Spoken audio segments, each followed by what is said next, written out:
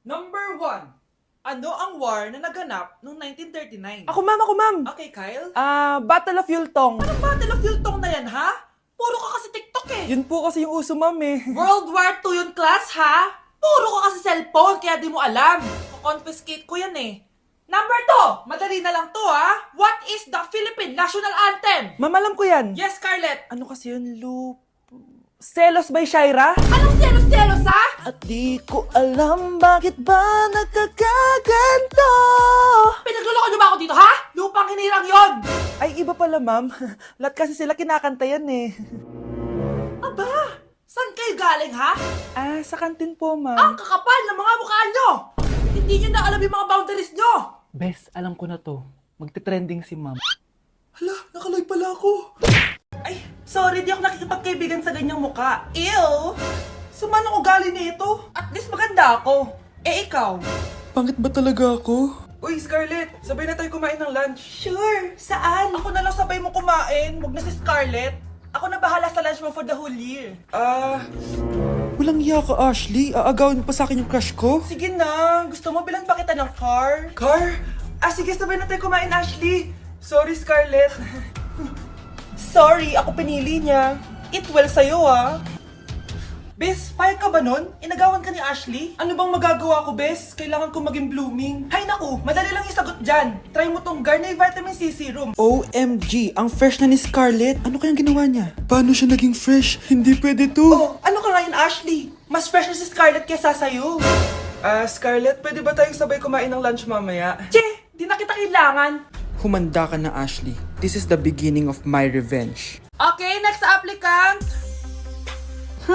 Makinis, maputi, maganda yung ngipin. Okay, introduce yourself. Hi, I'm Scarlett, and I want to show the world, the universe rather, that I will confidently shake your fries with a heart. Bakit gusto mo magbenta ng fries? Thank you for that wonderful question. To be a tindera is both an honor and a responsibility. If I were to be a tindera, I will use my voice to influence the youth. Thank you. Okay, eto, mas mahirap na tanong. Ano mas masarap na flavor? Cheese o sour cream? If people were to argue between cheese and sour cream, well, everything is good. But in moderation, thank you. Magaling! Pasok ka na sa top 10! The new Miss Potato Corner is Scarlett! Nasaan na yung 1 million na prize? Anong 1 million na prize? Magluluto ka ng fries. Pasok ka na sa trabaho. Magluto ka na ng dali. Bakit niyo po kami pinatawag, Nay? Kung hindi ko makikita yung phone ni Kyle, hindi ko malalaman yung pinagsasabi niya sa akin.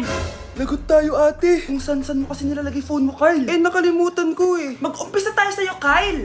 Anay, puro na lang itlog at hotdog niluluto ni nanay. Mas masarap pa magluto yung kapitbahay natin. Sige, next time, ipagluluto kita ng sinigang na hotdog. O ikaw, Brianna.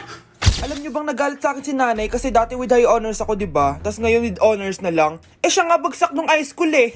Oo, bagsak ako. Pero top 1 ako ng kinder. Kevin? Wala akong sinasabi ha. Grabe talaga si nanay. Umaga pa lang galit na siya. Tapos utos pa siya ng utos. Bawal ba magpahinga sa bahay na to? Grabe. Wow, wala ka palang sinasabi ah. At ikaw, Scarlett? Yes, Nay. Mga be, alam niyo bang galit na galit sa akin si nanay dahil daw nag-boyfriend ako na maaga? Siya nga maagang nabuntis eh. Di naman ako naggalit sa kanya. May problema ka ba sa maagang nabuntis? Wala akong problema, Nay. Idol nga kita eh. Ha? Anong idol? Buntis din ako.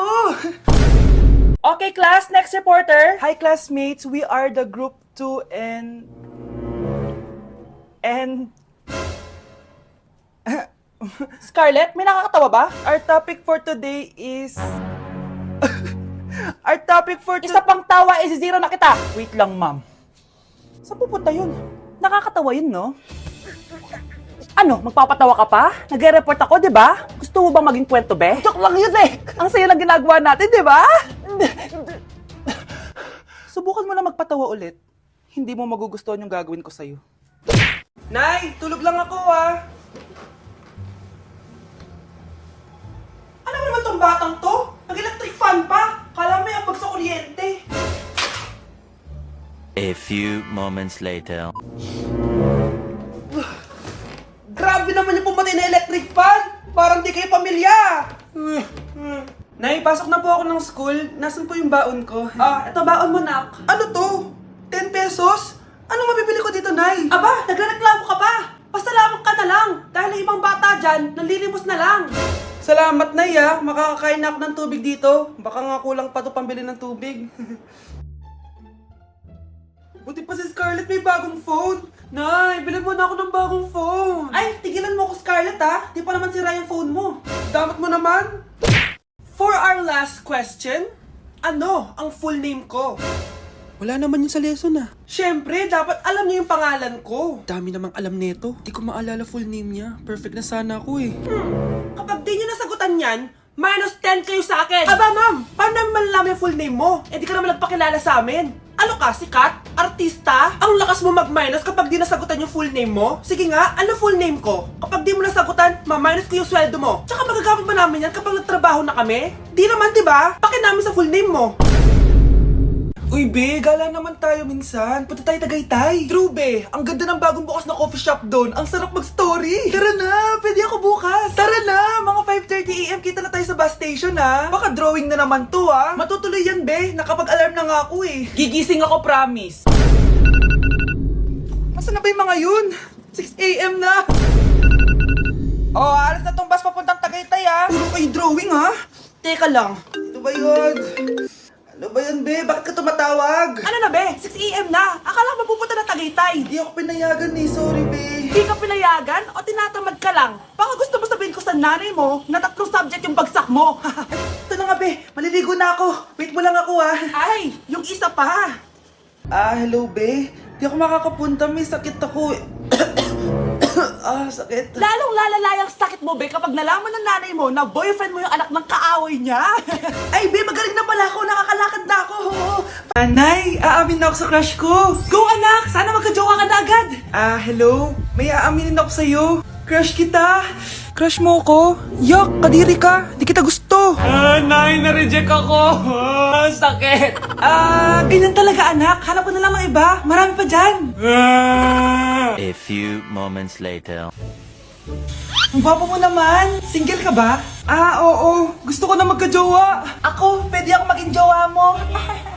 Sige, so tayo na? Oo, sinasagot na kita. Yes, may girlfriend na ako. Nay, may good news ako sa'yo. May jowa na ako. Talaga ba, anak? Parang ang bilis naman. Siyempre, Nay, ang pogi ko eh. Nay, nasa labas siya. Sige anak, papasukin mo. Hello po, tita. Mare? Magkakilala kayo? Oo, anak. Kumari ko yan eh. Pero, Nay, jowa ko siya. Thank you for the roses.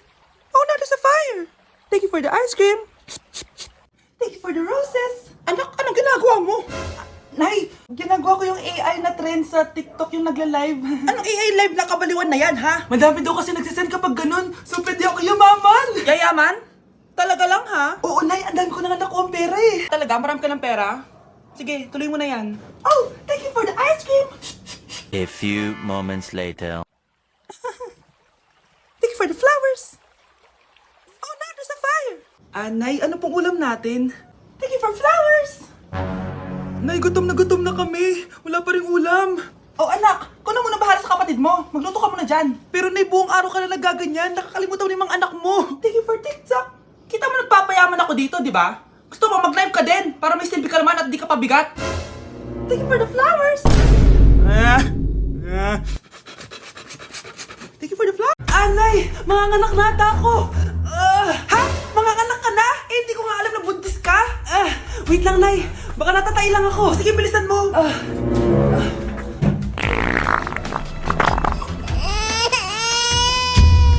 Nay, nanganak na ako. Ha? Lumabas na? Parang tinain mo lang yan ah. Paano na to, Nay? Tawagin mo tatay niyan. Manda sa akin yan. Sige po, Nay. Babe, punta ka daw dito. A few moments later. Hello po. Nay, nandito na siya. Nay, ano ba? Sabihin mo na. Anak ng mayor yan. Mayaman yan sila, anak. Tama, ako po yung anak ng mayor. Eto anak mo. Magbigay ka ng pera para dito. Saktong-sakto. Nagdala ko ng 1,000,000 para sa kanya. Ay, 1,000,000 lang? Walang bahay at lupa?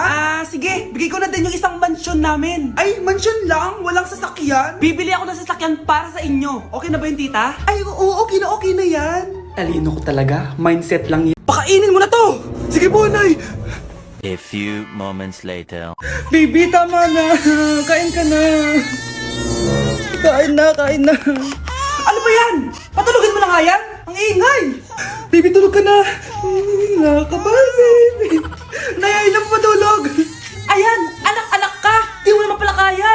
Di ko naman to anak eh. Anak, dadating yung tatay na anak mo. Hay, buti naman. Sino ba yung tatay nito, Nay? Nakalimutan mo na ba? Ito yung crush mong pogi. Talaga, Nay? I love you, baby. Tao po. Ikaw ba yung tatay nito? Ang pogi mo naman. O, diba? Kaya ang ganda ng anak nyo. Hindi ako yung tatay. Yung kapatid ko. Ha? Sino? Sigurado pogi din yun. Ako yung tatay at yung asawa mo? Hindi kita asawa. Hindi ko anak to.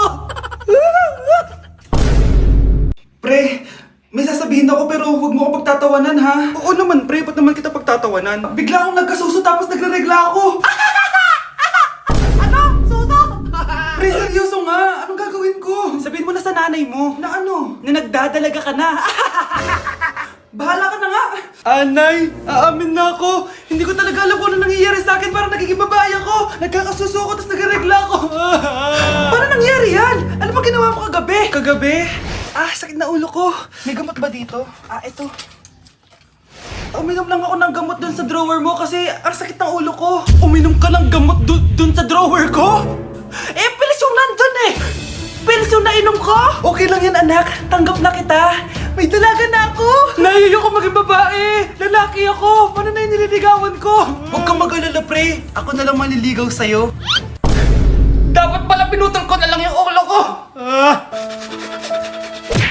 Wow! Anak, di ako makapaniwalang may pinapatayo na tayong bahay. Nay, deserve natin to. Ang tagal niyo din to pinaghirapan. Ma'am, saan ko po ilalagay itong mga semento? Doon na lang sa gilid, kuya. Sige po, ma'am. Excited na ako matapos tong bahay natin, anak. Saan dito? Hoy, huwag ka pupunta dyan! Grabe nangyari sa kanya. Naman siya. Ba't ang daming tao? Engineer, anong meron? Ma'am, yung isa sa mga trabahador namin, nakuryente tapos natabunan ng semento. Ayun, namatay. Ha? Paano nangyari yun? May nag-utos ata sa kanya na ilagay yung semento sa gilid.